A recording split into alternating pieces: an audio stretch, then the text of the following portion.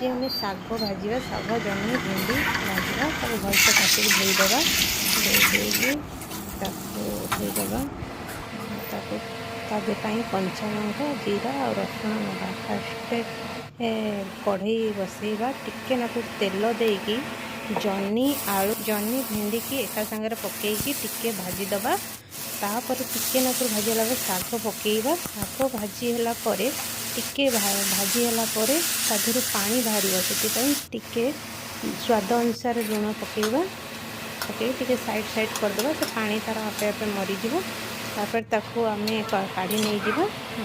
काढ़ी नवा काढ़ी नेला कढ़ई धोईकी टिके तेल पकईदबा आउ टिके तेल पकईबा तेल पकई सारा जीरा लंका जीरा और लंका के पकईबा रसुण टिके पकईदबा रसुण टिके भाजी है आम जो शाग को फास्ट टिके भाजी थिबा से शाग को आउ थे छुंक मारिदेबा छुंक मारिदेले से टेस्ट भल आसो तार